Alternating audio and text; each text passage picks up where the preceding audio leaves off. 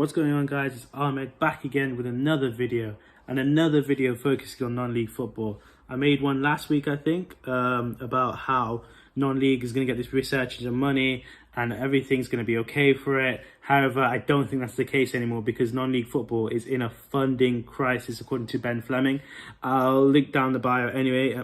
I'll put the website in the bio if you want to read the news article anyway. But it's basically talking about how this grant really hasn't really helped. It's only a short-term solution for a long-term problem because, yes, we got the news that I think around 29th of March, everything will slowly open up again and slowly we'll get everything back to the way it is. Hopefully, touch wood if it's near you.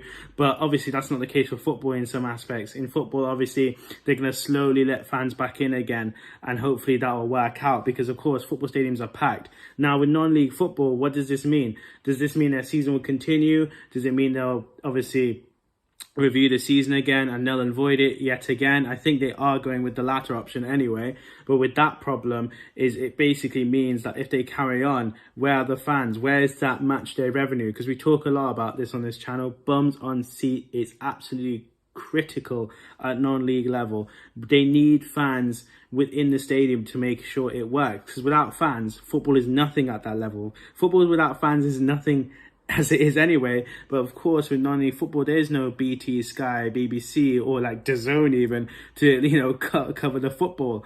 The news article basically reads that the loan isn't simply enough. And obviously, these low interest rate loans that other clubs are getting as well, these were taken out with the reinsurance almost that fans will come back in at ASAP, that hopefully these loans will help us in the meantime. But once it turns back to normal, everything will be fine and we can start repaying these loans. But no, that's not the case. Obviously, now COVID has affected us for 1.5 years almost.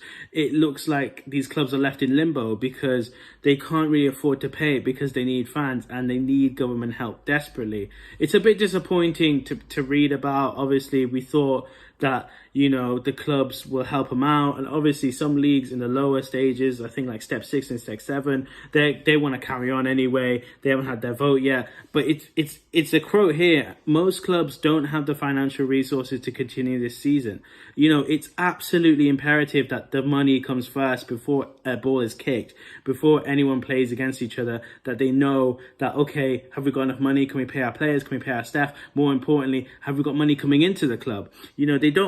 People have this weird obsession that non-league clubs are leeching off the government. They don't want to be that. These clubs are centers of the community. A lot of non-league clubs I've been to, and a lot of people who've been to non-league clubs at WDSportz, the guys who film, and credit to them if they're watching this, they know that this is a sense of community. Support your local is instilled within these people's bloods. This is a community. It's more than a football club. It's more than a game. This is some people's, a cathartic exercise, their community spirit. And, they need fans within it because without it, there is no point because they'll have to keep, depending on financial lenders, government, grants even to carry on. And that will affect not just non-league football, but everything that non-league football represents.